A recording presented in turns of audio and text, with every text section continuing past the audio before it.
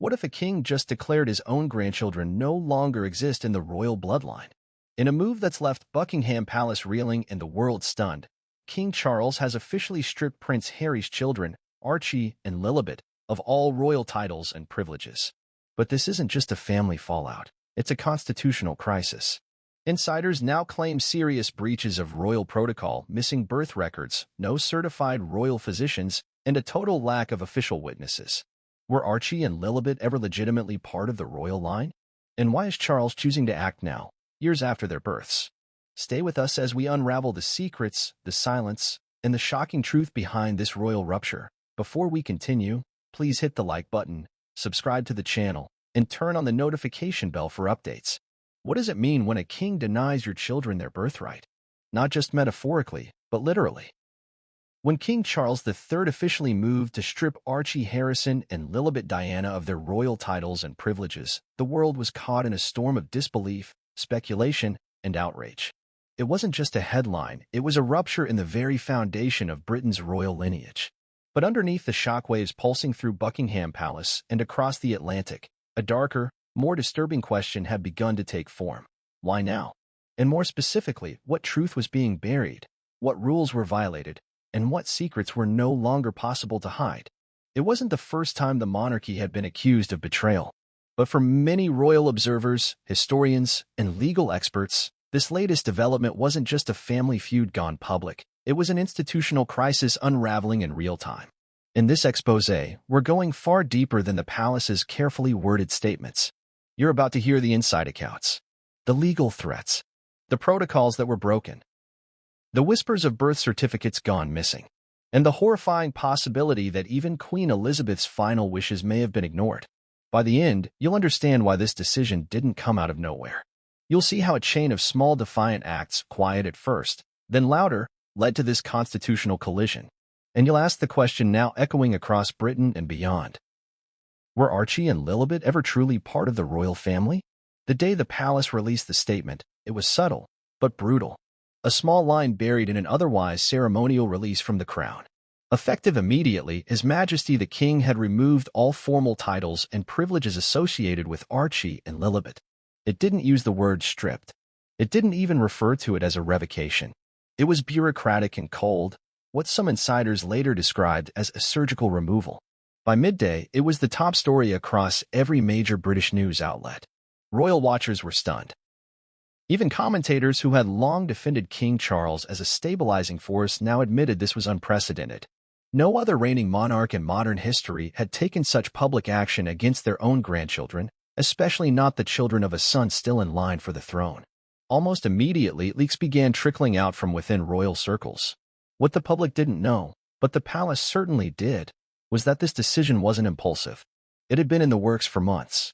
Senior advisors to the king, including at least 2 members of the Privy Council, had reportedly warned Charles that continuing to list Archie and Lilibet as royal heirs carried significant risks to the stability and credibility of the institution.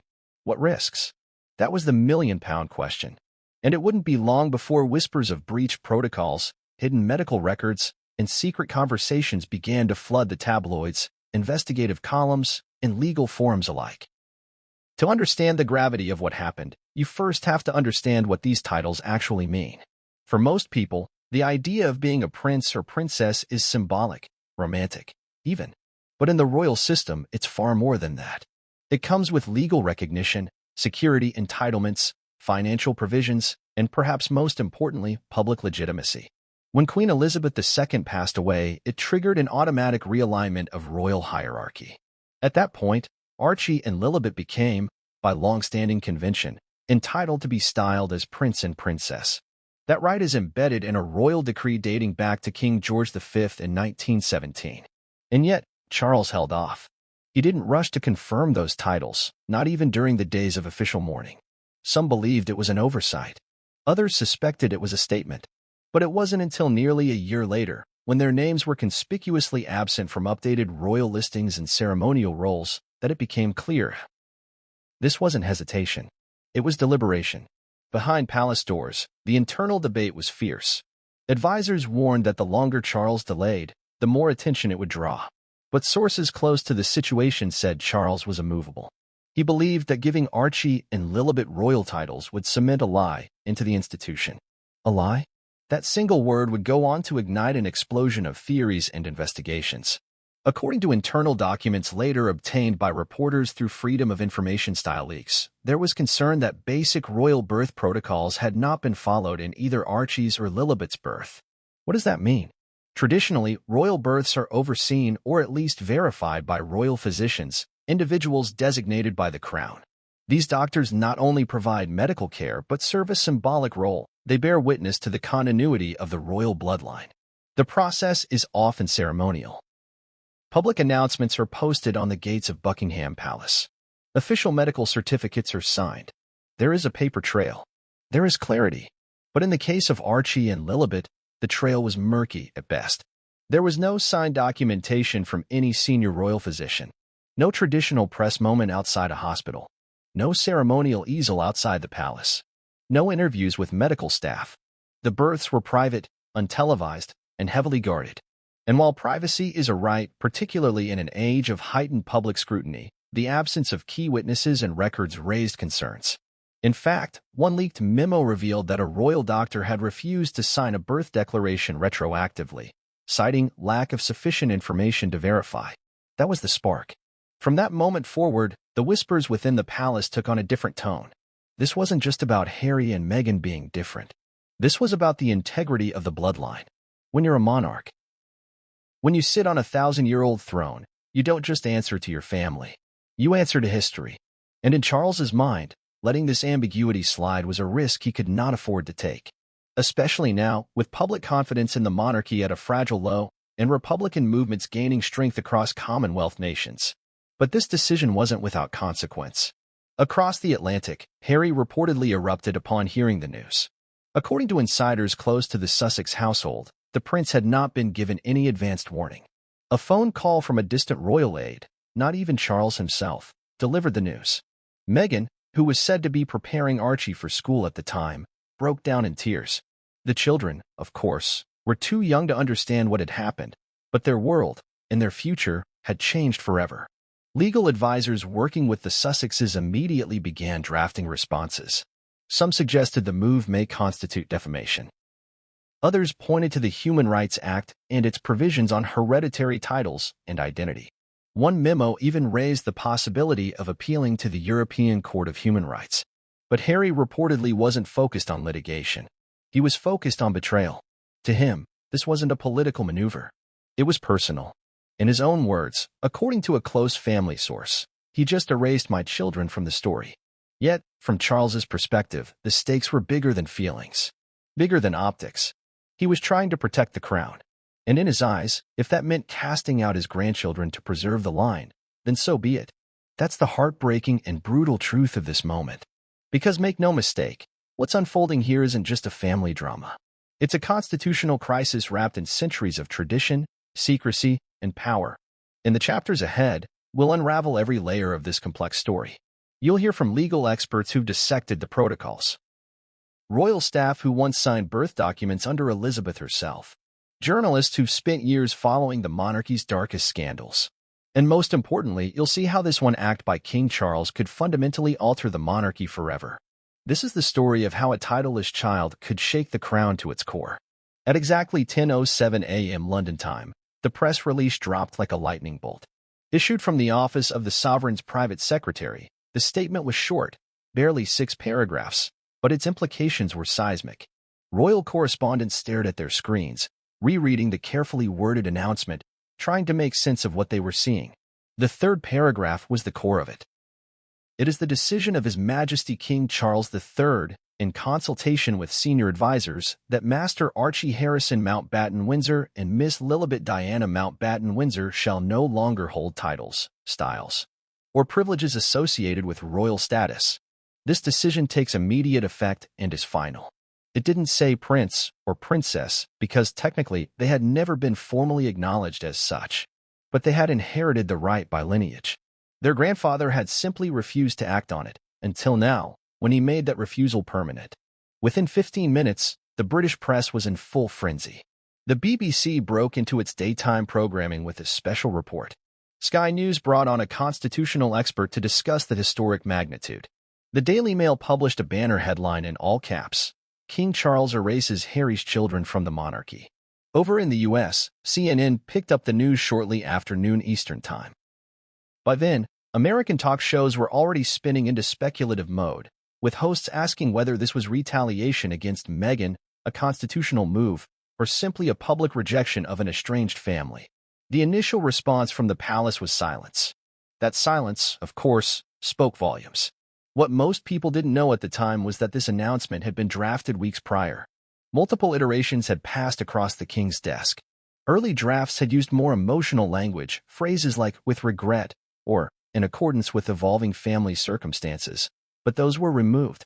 In the final version, the language was sterile, legalistic, emotionless. Why?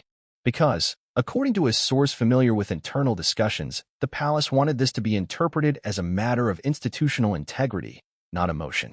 This was not Charles acting as a father. This was Charles acting as a king. The line between the crown and the man had been drawn. And Harry and Meghan's children were now on the other side of it. Within the first hour of the announcement, a second narrative began bubbling up. Why now?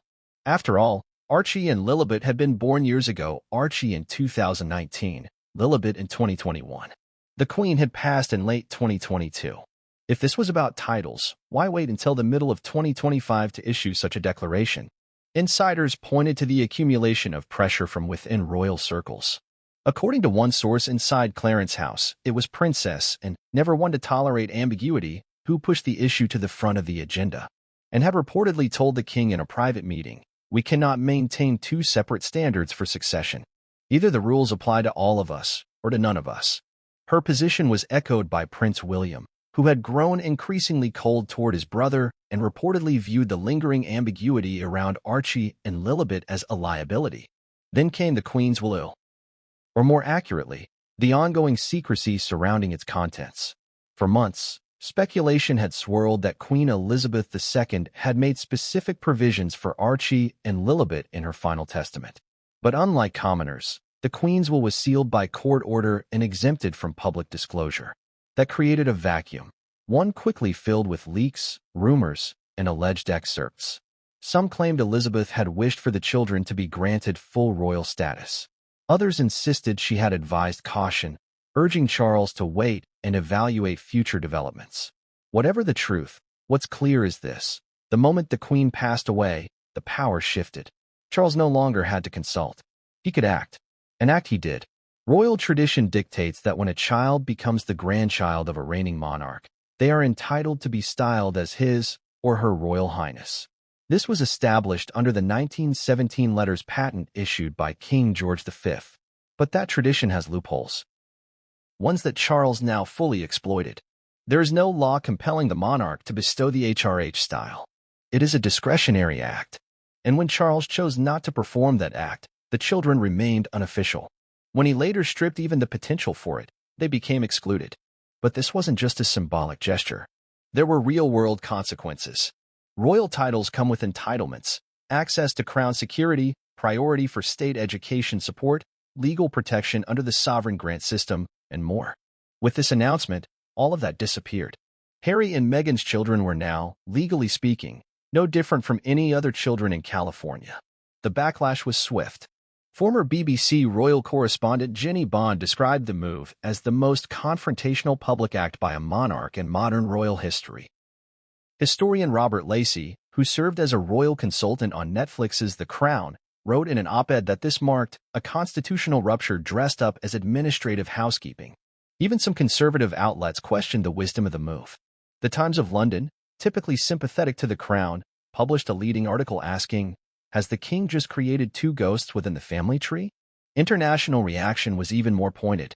In Canada, where the monarchy remains symbolic but respected, the Globe and Mail ran a front-page story headlined, "Royal Exile, Charles Cuts Off Children of the Crown."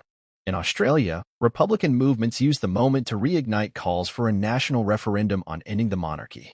The Sydney Morning Herald quoted one political leader saying, "Why should Australians swear allegiance to a king who casts out his own bloodline without explanation?" The pressure mounted as Buckingham Palace remained mute. It took over 24 hours before a spokesperson issued a brief clarification. This decision reflects the king's commitment to uphold the traditions, responsibilities, and protocols of the crown.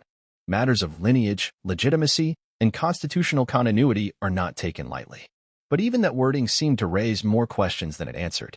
Lineage, legitimacy, continuity. These weren't random words. These were loaded terms, hinting at deeper concerns that many believed had long been buried. And as journalists began to dig, they found clues pointing to a quiet investigation that had been launched within royal medical circles 2 years earlier. A private inquiry had allegedly been initiated to examine how the births of Archie and Lilibet had been handled.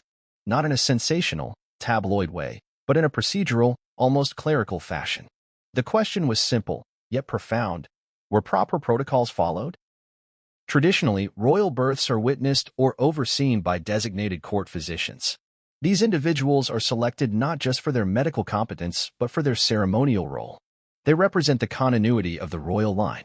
And while modern privacy laws have reduced the visibility of royal births, the internal process remains strict. Medical documentation must be signed by the appointed doctor. There must be a paper trail verifying time, date, and parentage. In Archie's case, the birth certificate released to the public bore the signature of a registrar, but not that of a royal physician. In Lilibet's case, born in California, no such documentation was ever made public in the UK. While American records were available, royal tradition mandates acknowledgement through British authorities if royal status is to be granted.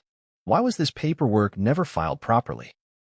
According to sources close to Lord Chamberlain's office, there had been attempts to request documentation retroactively, but they were denied or lost in bureaucracy. One particularly troubling detail emerged. A royal doctor, when asked to sign a verification form for one of the children, reportedly refused, stating he could not in good faith attest to a birth he did not witness or supervise. That refusal triggered panic. Internal emails, later leaked by anonymous sources, revealed a flurry of activity within the palace's legal department. Discussions centered on whether the 1917 letters patent still applied if the requirements for royal birth protocols had not been met.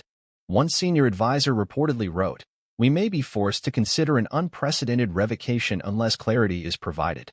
This was not a situation that could be quietly swept under the rug. Not with the public already skeptical of the monarchy's relevance. Not with Harry and Meghan, now global media figures with contracts, platforms, and influence. So Charles made his decision. With one signature, he ended the debate, at least officially. And in doing so, he reignited one of the most emotionally charged conversations in royal history. Who belongs, and who doesn't? Because at its core, this story isn't just about titles, laws, or broken protocol. It's about the collision between tradition and truth, between duty and family, between history and the children born into it. By the time the royal statement reached the Sussex household in Montecito, it was already plastered across every news channel. Headlines were screaming. The phrase "title stripped" was trending worldwide. For Harry, waking up to the news felt like a punch to the chest. There was no phone call from Charles. No advance warning. No delicate diplomacy.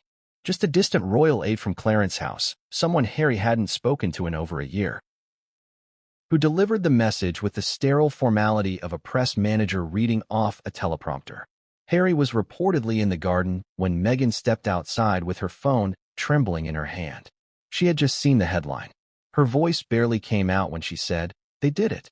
He didn't need to ask what she meant. According to one close confidant who was present that morning, Harry stood motionless for nearly a minute before walking into the house in silence. He didn't speak. He didn't yell. He sat down at the kitchen table and stared at the marble countertop for over 10 minutes. But the fury was coming. It was just the eye of the storm. When it did come, it was volcanic. As far back as 2023, conversations reportedly began inside Buckingham Palace about the growing ambiguity surrounding Archie and Lilibet's roles. Their names had begun to appear inconsistently across royal documents, public releases, and ceremonial records. For example, during the coronation planning, their omission from key events raised questions. When titles were updated for other royal children, including the children of Prince Edward, no clarification was offered regarding the Sussex children. Journalists began to ask questions. Royal watchers began speculating. Constitutional scholars began probing. The situation became harder to ignore.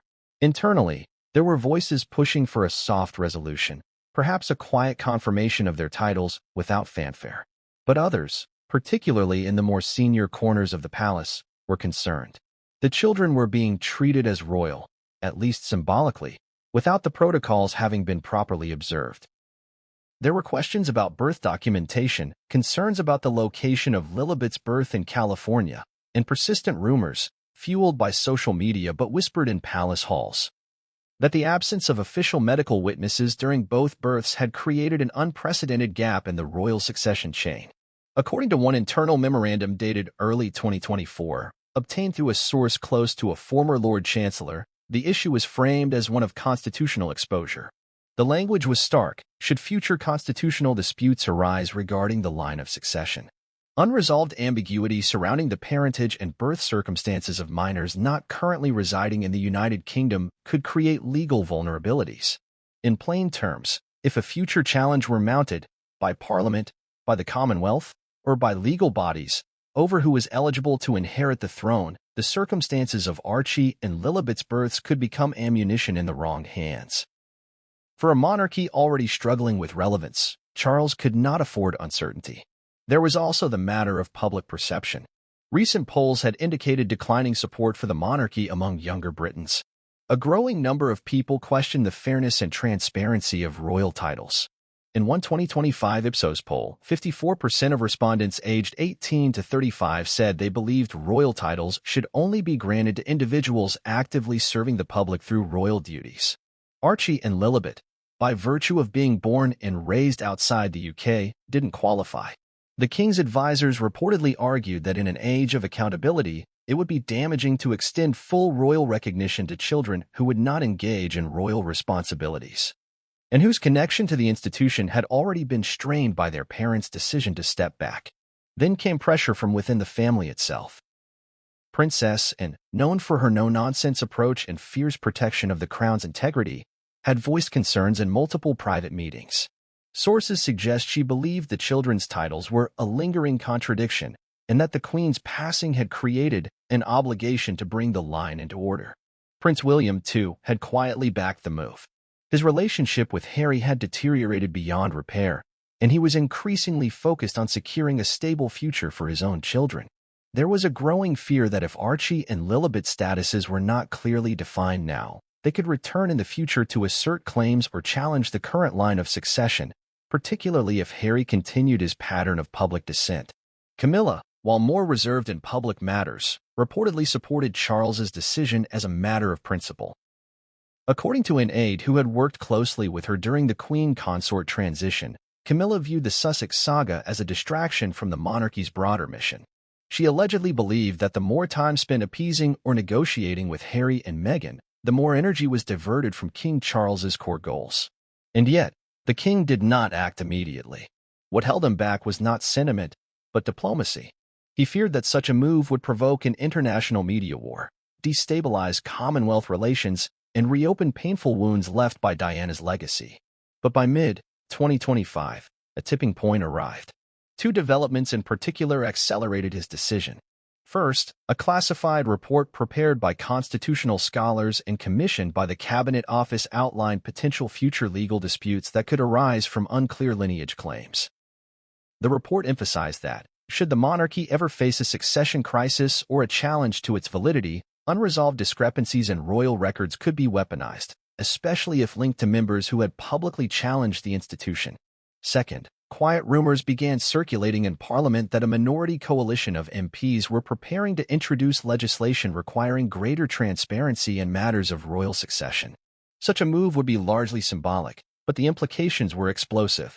The monarchy had survived for centuries by keeping internal matters internal. Having Parliament peering into its protocols was seen as an unacceptable risk. Faced with these pressures, Charles made the call. He summoned his constitutional advisors, members of the Privy Council, and select legal scholars. Over a series of closed-door meetings held within St. James's Palace, he laid out his position. He was not revoking the children's birthrights, he insisted. He was clarifying the line, removing ambiguity, preserving the integrity of the monarchy.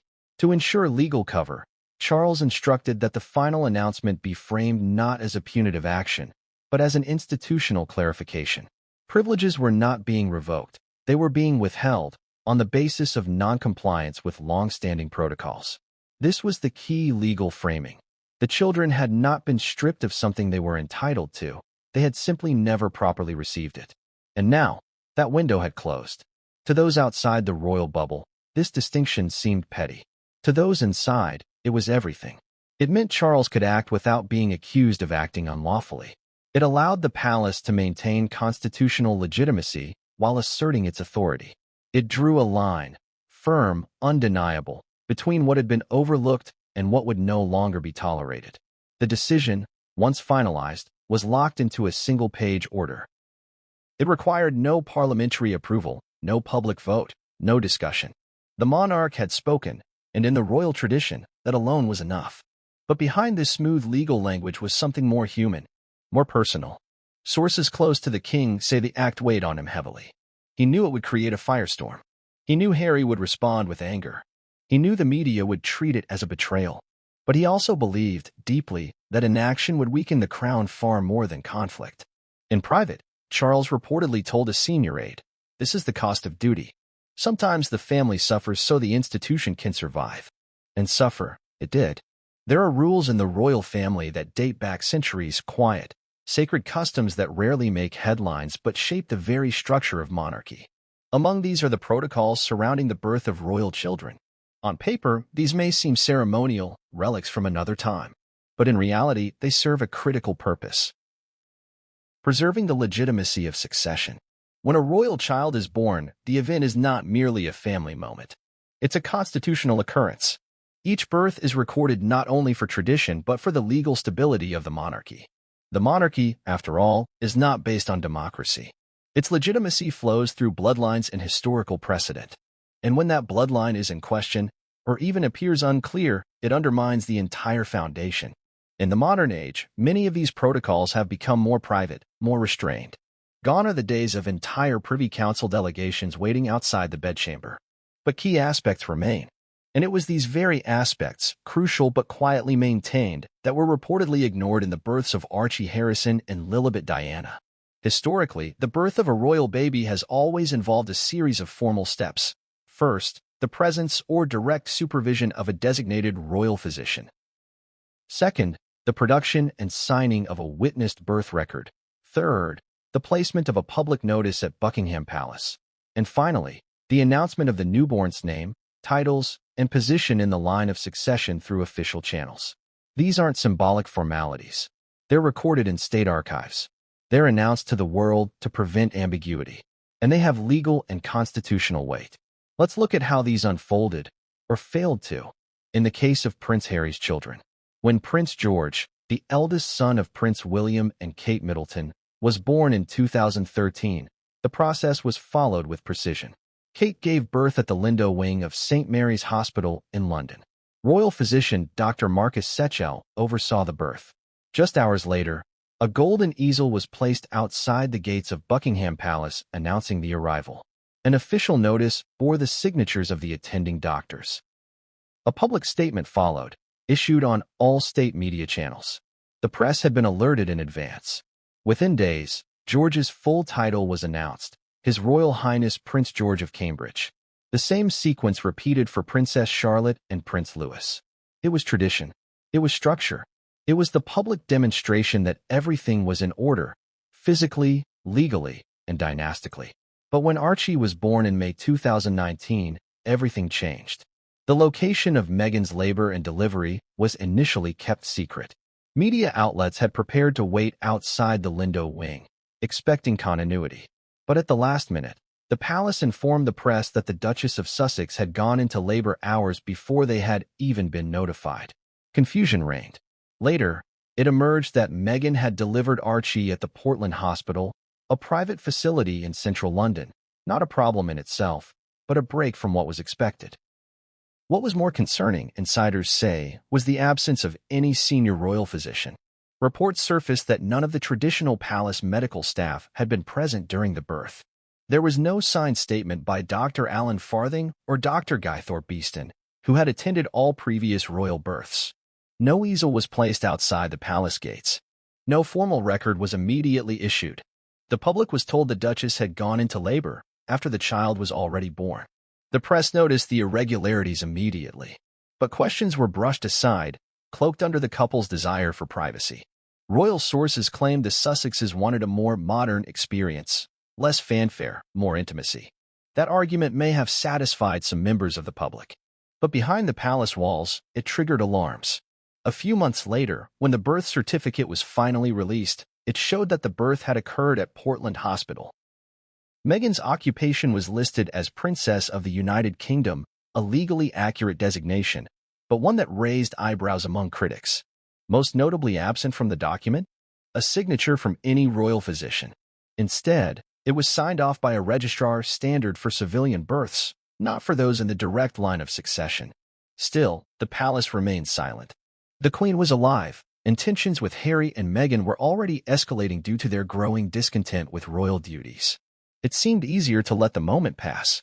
But then came Lilibet Diana's birth, and with it, even more complications. Lilibet was born in June 2021 in California, at Santa Barbara Cottage Hospital. The birth was registered under U.S. law, and a statement was issued to the press days later. But again, no UK physician had been present. No UK birth certificate was produced. No official recognition from the royal medical team was issued.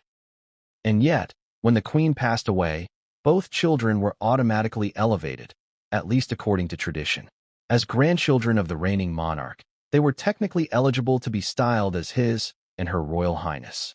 But the protocols governing their births had never been followed. This discrepancy became a thorn inside the palace. According to a senior staff member who had worked under both Elizabeth and Charles, this breach was discussed multiple times during Charles's early reign. The question was raised bluntly: can children born outside of royal medical supervision and protocol be styled with royal titles? One meeting in particular, held in late 2023, was said to have turned heated. Princess and reportedly demanded clarity, saying, "If we discard tradition when it's convenient, we discard the monarchy." What made the situation even more complicated was the secrecy surrounding the births. There were no known independent witnesses. No photographs of Meghan entering or leaving the hospital. No postnatal interviews with doctors. No joint appearance of the couple and the baby on the hospital steps, as was tradition. In an era where public trust hinges on transparency, this opacity was more than a cultural shift. It was viewed by some insiders as a deliberate avoidance of scrutiny. By 2024, a private memorandum was drafted by the King's legal team addressing the issue directly. The document, leaked by a palace insider, stated, "The Crown is unable to confirm that traditional protocols required for royal status recognition at birth were observed in the cases of Master Archie Harrison and Miss Lilibet Diana. Consequently, the absence of verifiable records constitutes a material impediment to the conferment of titles." This wasn't a conspiracy theory. This was royal policy, coded, polished, but definitive. For supporters of Harry and Meghan, the explanation seemed cold and calculated. It ignored the context. Their withdrawal from royal duties, their desire for privacy, and the intense media hostility they had endured in the UK. But for those within the royal establishment, it was not about personal grievances. It was about precedent, about law, about what it meant to be a monarch in a modern age where every document can be scrutinized and every tradition challenged. And yet, even this position was not without hypocrisy. As critics quickly pointed out, royal history is filled with inconsistencies. Some royal births, especially in the earlier half of the 20th century, lacked modern documentation. Home births were common. Witness protocols were less rigid. But the counterargument is simple: times have changed. Today, the scrutiny is global. The risk of scandal is magnified.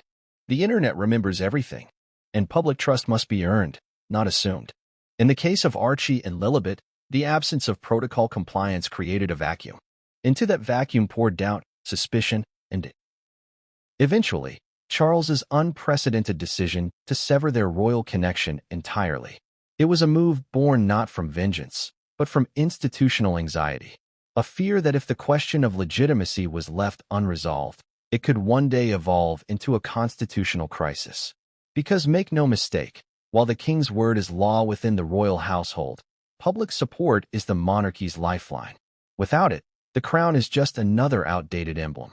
And Charles, ever aware of the monarchy's fragile standing in the 21st century, knew that ambiguity is the enemy of longevity. So he acted. Whether the public will ultimately view his decision as justified or merciless remains to be seen. But within the palace walls, it was seen as necessary. The British monarchy has always relied on its aura of mystique, discipline, and order. Every act, every ceremony, every birth is documented with a formality that borders on the sacred. In this ancient system where lineage is law and birthright determines power, documentation is not a courtesy, it is a constitutional necessity. This is why the absence of verified medical records surrounding the births of Archie Harrison and Lilibet Diana was more than a curiosity. It was a crack in the foundation, one that senior palace aides feared could become a full-blown rupture. To understand the weight of the missing documents, it's important to look at how the births of royal children have traditionally been handled. For centuries, royal births were a public matter, not in the modern media sense, but in the constitutional one.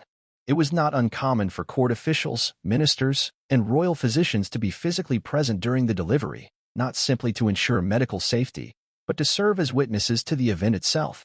The aim? To eliminate any possibility of substitution, fraud, or doubt about the child's identity.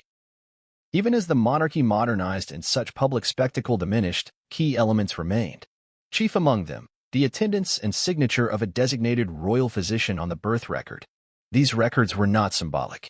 They were entered into the royal archives, cross-referenced with church records, and eventually submitted to constitutional law authorities in the United Kingdom and Commonwealth realms. The reason was simple: succession. A child's right to be in line for the throne requires proof not just of descent, but of a birth that adhered to royal procedures. Anything short of that risks casting a long shadow over legitimacy. This system has survived abdications, divorces, scandals, even wars. But never, until Archie and Lilibet, had it encountered a complete lack of formal medical verification. Let's start with Archie. Born on May 6, 2019, Archie was delivered at Portland Hospital in London, a reputable private facility often used by high-profile clients. The initial confusion began the day of the birth itself. The palace announced that Meghan had gone into labor, hours after she had already delivered the child. Reporters who had been stationed at the Lindo wing of St. Mary's Hospital were left bewildered, blindsided by the misdirection. A statement was issued later that day, but no royal physician stepped forward. There was no official confirmation from the royal gynecologist. No signed affidavit by the usual attending doctors who had presided over previous royal births. When the birth certificate was finally released to the public several weeks later, it was a generic civil document, signed by a London registrar. No royal titles. No signatures from court physicians. No witnesses of note. This wasn't just unconventional. It was unprecedented. Even more concerning to palace insiders was what happened behind the scenes in the weeks that followed. According to a former staff member in the Lord Chamberlain's office, a request was made to obtain a signed statement from one of the Queen's appointed physicians verifying the birth. That physician, believed to be Dr. Alan Farthing, allegedly declined. The reason? He had not been present, and he had not been given access to review or verify any hospital records. In the realm of ordinary civilian life, that may seem minor. But for the monarchy, that refusal was a critical red flag. A confidential report was submitted to palace legal advisors. It flagged the lack of official royal verification as a breach of long-standing internal protocols. A recommendation was made to address the issue privately with Harry and Meghan. According to sources, a gentle inquiry was sent to the Sussexes. Palace aides, wary of reigniting tensions with the increasingly volatile Duke and Duchess, chose not to pursue the matter further, at least not publicly. The birth was quietly entered into the royal genealogical records, but with an asterisk. The formal title of prince was not conferred, and no HRH style was issued. This was explained at the time as a matter of Charles's preference to slim down the monarchy. But the real reason, insiders say, was far more structural. Without verified records, the palace could not take the legal and constitutional risk of granting a title to a child whose birth could not be confirmed under royal standards. Then came Lilibet. Born June 4, 2021, in Santa Barbara, California, Lilibet Diana's arrival was announced with a short statement by the Sussexes press team. It was warm, celebratory, and notably distant from any UK or royal institutions. The American hospital issued no formal details to the British government. No British consular official was invited to verify the birth. No royal physician traveled to the United States to attend or review the process. To compound the issue, the Sussexes did not release a copy of the American birth certificate for several weeks. When it was eventually obtained through public record request, it showed standard civilian data: name, parents, time, place. But no ties to royal heritage. No mention of her British lineage. No UK medical input. This time, the palace did not even attempt to secure documentation. There was no inquiry. No request for cooperation. According to a royal archivist, the doors were already closed by then. We had no jurisdiction, no access, and no way to verify anything. Still, the Queen reportedly maintained a quiet insistence that the children would be recognized in time. She had hoped, perhaps, that the wounds between Harry and the family would heal, that they might return to the fold, that the documentation could be sorted out privately. But Charles was not his mother. Upon ascending the throne, he took a different view. His staff commissioned an internal review of the royal succession registry, focusing on all living heirs within the extended Windsor lineage. That review reportedly flagged 2 entries, those of Archie and Lilibet, as irregular, incomplete, or unverifiable. The language was chosen carefully, but the meaning was clear. The system could not confirm that the 2 children met the traditional requirements for royal status. In essence, without a witnessed birth or medical corroboration from UK-appointed officials, the palace had no legal foundation to grant or retain their titles. This was not a moral judgment. It was administrative, bureaucratic. But in the realm of monarchy, where perception and protocol are inseparable, it was lethal. At this point, senior advisors had a choice. They could press the Sussexes for documentation, reopen diplomatic lines, and attempt to settle the matter amicably. Or they could treat the absence of records as final and act accordingly. Charles chose the latter. He reportedly told aides, "We cannot be held hostage by ambiguity." He wanted a clean line of succession, a structure that could be defended publicly, legally, and historically. And for that to happen, the 2 entries that lacked official foundation had to be removed from the structure altogether. His legal team drafted the justification. It cited decades of internal practice, referenced previous situations where royal children were denied titles due to unconventional circumstances, and stressed the need for procedural certainty. The move was signed off by his most senior constitutional advisors. And just like that, with a few strokes of a pen, Archie and Lilibet were out. To the public, the news came suddenly. To the palace, it was the result of years of unresolved procedural decay. The missing records were never about the children themselves. They were about the system. A system that, for all its pomp and pageantry, rests on a fragile premise: that the bloodline is sacred and must be protected by every possible layer of documentation. Without it, the line falters, the throne trembles, and the story begins to unravel. In the weeks following King Charles's unprecedented decision, media outlets and royal commentators found themselves navigating a minefield of speculation. Some focused on the constitutional implications. Others analyzed the family drama. But a darker, more controversial narrative began re-emerging. A theory that had first surfaced in the murky corners of the internet and later made its way into tabloid headlines before seemingly vanishing into silence: the surrogacy allegations. It wasn't new. In fact, rumors questioning Meghan Markle's pregnancies had started circulating as early as 2018, shortly after the Duchess of Sussex announced she was expecting. Most of the mainstream press dismissed them as baseless and inflammatory. Yet, despite their initial dismissal, these rumors refused to die. They weren't just fringe conspiracy theories either. Some of the speculation came from midwives, medical experts, and even former royal insiders who quietly expressed discomfort at what they described as inconsistencies in Meghan's public appearances during both pregnancies. What made these claims resurface now, years later, was the timing of Charles's decision and the palace's carefully worded language. Specifically, the emphasis on protocol breaches and unverifiable birth documentation raised more than a few eyebrows. If the matter had simply been about missed paperwork, surely it could have been rectified. But the royal statement didn't imply an administrative oversight. It suggested deeper uncertainty. It hinted at legitimacy questions.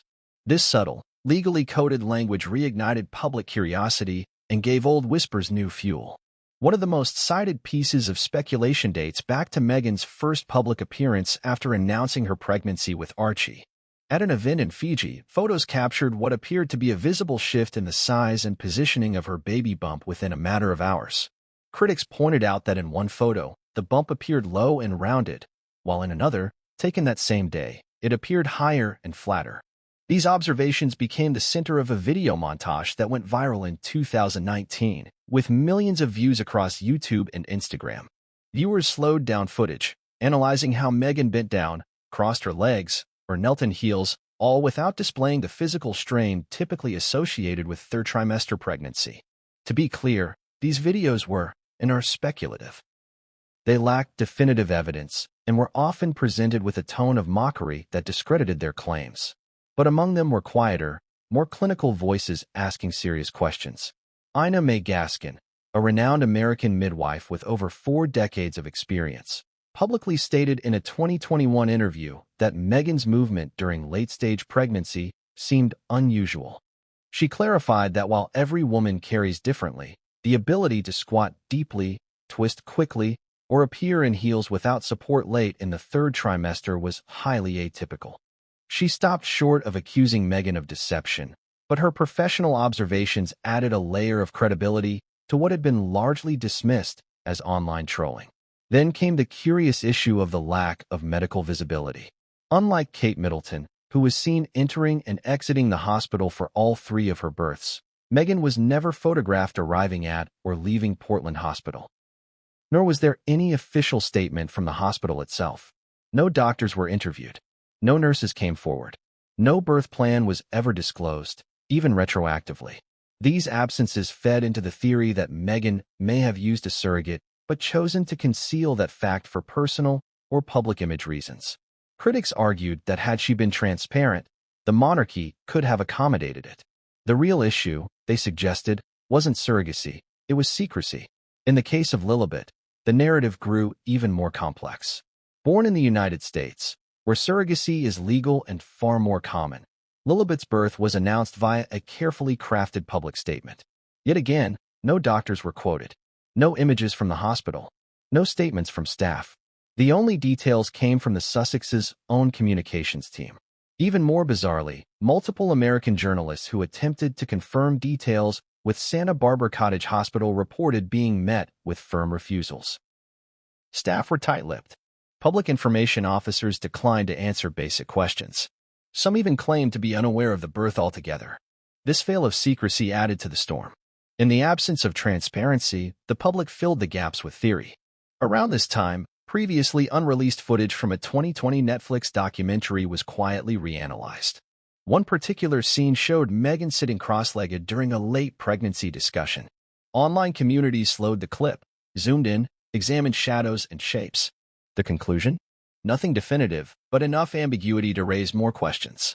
Fueling the fire further were comments made by royal biographer Angela Levin, who stated on live television that there were multiple aspects of Meghan's pregnancies that did not conform to previous royal protocols. When asked to elaborate, she declined, citing legal restrictions, but the implication was clear. People inside the institution had noticed something was off. To the public, especially those loyal to the Sussexes, the resurfacing of these allegations felt cruel and invasive. Meghan had been through the trauma of tabloid harassment. She had spoken openly about her mental health struggles. To many, revisiting this narrative felt like an orchestrated smear campaign, but others saw it differently. They viewed the resurgence not as personal attack, but as a symptom of unresolved institutional tension. In their view, the monarchy had never truly accepted Meghan, and had merely tolerated the ambiguity surrounding her children's births until the Queen passed and Charles could act without her restraint. This interpretation gained traction when a leaked email from a palace aide surfaced. Dated 6 months before the official title revocation, the message discussed potential PR fallout should the surrogacy claims re-enter public discourse. It also mentioned the need for tight alignment between legal and communications teams in anticipation of renewed public interest in the Sussex children's birth circumstances. The existence of this email did not confirm the claims, but it confirmed that the palace had discussed them. That was enough to validate the story in the eyes of the media. Then, a more shocking revelation emerged. a former employee at a private London investigative firm who claimed to have been hired by a British tabloid in 2019 to dig into the matter, stepped forward anonymously. He stated that while conducting background checks on Portland hospital staff, his team had found an unusually high number of redacted records and signed non-disclosure agreements related to a high-profile birth in May of that year. He said, "It was like everyone had been told to forget what happened. I'd never seen that level of silence, not even in celebrity cases." While unverifiable, the claim raised even more red flags. Why the silence? Why the NDAs? Why the redactions? And why, even now, had neither Harry nor Meghan released anything to definitively close the door on these rumors? To their supporters, the answer was obvious. They shouldn't have to. No woman should be forced to provide physical evidence of childbirth to satisfy royal tradition or public curiosity. The expectation, they argued, was outdated and misogynistic. But to traditionalists, the matter wasn't about Meghan. It was about succession, about constitutional clarity, about what future historians, legal scholars, and governments would have to reference when evaluating who had a rightful claim to the throne. And in that framework, ambiguity was unacceptable. So when King Charles finally acted, removing the titles, the privileges, the royal connection, it wasn't simply a response to protocol breaches or missing documents. It was a quiet, definitive statement. The monarchy could no longer afford the risk. Whether the allegations are true, exaggerated, or completely unfounded may never be known. There has been no official confirmation, no legal findings, no medical whistleblower with irrefutable evidence. But the mere existence of these lingering doubts was enough to alter royal policy, cut two children from the royal tree, and ignite one of the most divisive royal debates in modern memory. The surrogacy question isn't about scandal anymore. It's about credibility. And as long as that credibility remains fractured, so too does the monarchy's claim to unity. Long before King Charles issued the final decree stripping Archie and Lilibet of their titles, the storm had been building quietly behind closed doors. It wasn't a decision made in a vacuum. It had been debated, resisted, and ultimately shaped by powerful figures inside the royal inner circle, two of whom played outsized roles in the path to this unprecedented move, Princess and Prince William. While King Charles bore the public weight of the announcement, sources familiar with high-level palace discussions make one thing clear. Charles did not act alone. In fact, insiders say his hand may have been forced, or at the very least, heavily influenced by the persistent and uncompromising stances of his sister and son. Princess, and often called the most diligent royal, had long been wary of Harry and Meghan's divergence from tradition. Known for her no-nonsense demeanor and unshakable loyalty to the institution, and had remained largely silent in the press throughout the Sussex saga. But that didn't mean she wasn't speaking forcefully within palace walls. As early as 2020, after Harry and Meghan stepped down as senior royals, and reportedly voiced concern that their children's future roles in the monarchy were unclear and potentially dangerous. According to a former equerry who served in the royal household for over a decade and raised the issue during a senior working royals meeting at Windsor, warning that protocol doesn't adjust for personality. She believed rules existed to protect the monarchy, not to serve the personal convenience of individual family members. Anne's perspective was deeply informed by her own experience. Despite being the Queen's only daughter, she accepted a life outside of the HRH spotlight for her own children, Peter and Zara. She never asked for titles for them and instead advocated for a stripped-back monarchy. But in her view, that decision was made transparently and with alignment to palace protocols. The Sussexes, she believed, had tried to have it both ways, leaving the institution while clinging to the legitimacy it afforded their children. In one particularly tense moment, described by a senior aide who was present, and is said to have confronted King Charles directly. It happened during a private dinner at Sandringham, just months before the Queen's passing. According to the aide, Anne looked her brother in the eye and said, "If they won't follow the will, charge them." She was referring to Queen Elizabeth's unwritten, but deeply understood, desire that all royal children be raised within a system of duty and visibility. And wasn't just angry at Harry and Meghan. She was alarmed. She saw ambiguity surrounding Archie and Lilibet's titles as a constitutional vulnerability. Without a clear line of royal responsibility, she feared they could one day return, not to serve, but to claim. And claim, she argued, without having ever met the standards or expectations of the institution. Her fears were not hers alone. Prince William had, until this point, remained diplomatic. His relationship with Harry had fractured beyond recognition, but publicly he avoided confrontation. Privately, though, he had begun expressing frustration with what he described as ongoing liability posed by the Sussex children's undefined roles. According to a Kensington Palace insider, William had several conversations with Charles in which he stated that failing to act would create problems for George, Charlotte, and Louis down the line. From William's point of view, the royal family was on the verge of a generational shift. As the father of the heir after him, William felt an urgent need to protect the clarity and integrity of the line of succession. He reportedly told aides, "If we can't define who's in the line, how do we expect the public to have faith in it?" William's concern wasn't only about protocol. It was also political. He was aware of the optics. The ongoing media coverage about Meghan's pregnancies, the missing documentation, and the possibility of a return by the Sussex children created a perception problem. Each time their names were listed beside his own children's on public registries or family trees, it reopened a wound. The Prince of Wales feared a future in which Archie or Lilibet, raised entirely in the United States, could re-enter the public stage and challenge decisions, policies, or public funds tied to the monarchy. Even if they never did, the possibility alone created risk. William, always cautious, wanted that risk neutralized. Thus, a quiet coalition began to form within the family. And in William, backed by senior advisors and constitutional lawyers, began applying pressure on Charles to resolve the matter.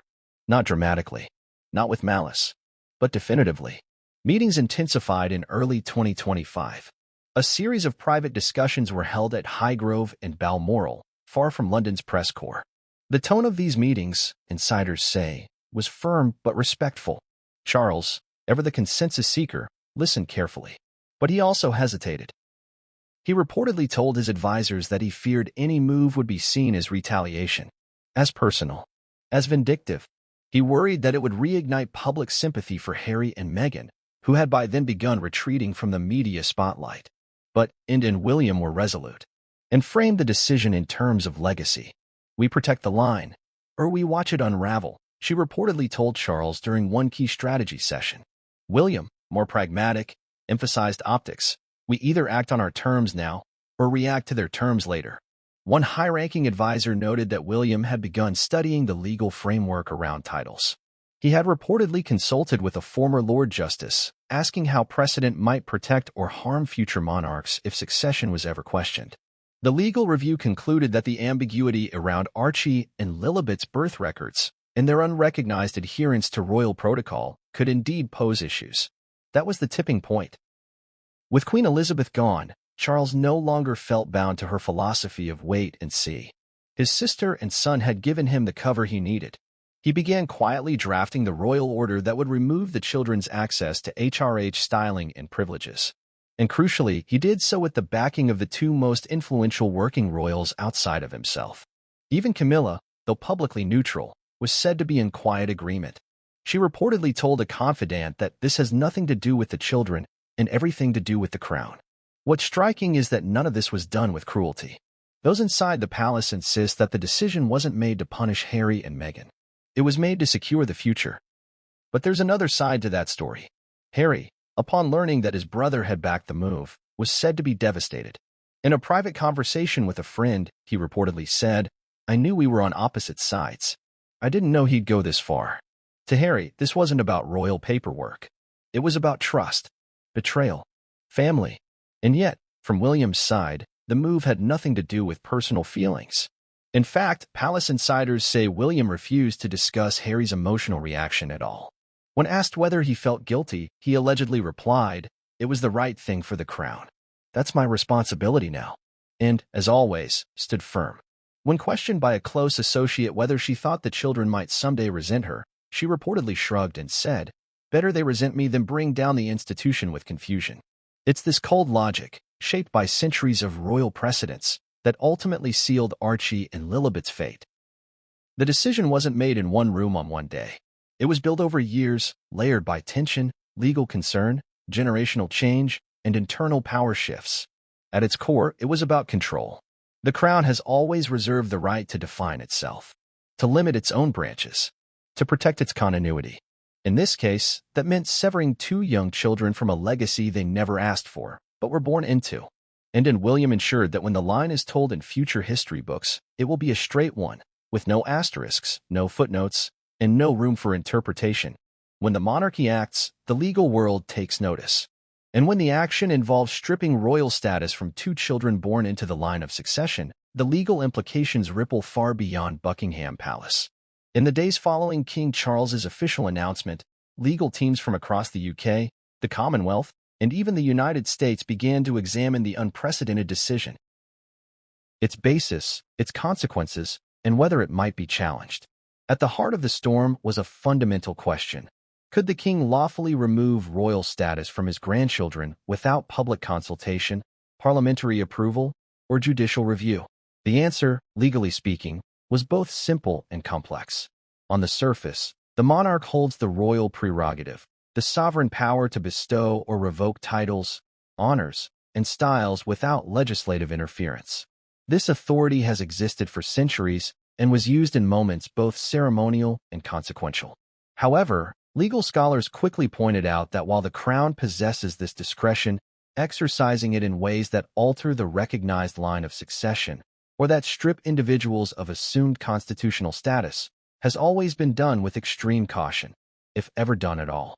Archie and Lilibet were not active working royals. But their very existence, their names on official lineage charts, their proximity to the throne, made this more than a symbolic act. It opened up legal gray areas with far-reaching implications. The first issue that arose was one of historical precedent. Had any child born into the line of succession, legitimate, recognized, and publicly acknowledged, ever been stripped of all titles and privileges post-birth, and without criminal cause? The answer appeared to be no. Even in the case of Edward VIII, who abdicated the throne and later married a divorcee against the will of the government and church, his status as a member of the royal family was never completely erased. He was downgraded, his duties eliminated, and his access to state affairs ended. But he retained the title of Duke of Windsor and remained in the royal lineage on paper, if not in practice. By contrast, Charles's order made it clear that Archie and Lilibet were not merely being downgraded. They were being removed from the list of individuals entitled to royal styling, protection, and future privileges altogether. This raised red flags within the legal community. Barrister Sarah Corbin, a constitutional law expert who has advised on cases involving the Royal Marriages Act and letters patent, stated during a televised panel that the move treads untested legal ground and could potentially be challenged through judicial review, especially if the children were ever to seek legal recognition or state entitlements based on their birth status. Complicating the matter further was the question of international jurisdiction. Lilibet was born on U.S. soil. Her citizenship, identity, and documentation were governed not by British law, but by American civil structures. This introduced an entirely new dimension.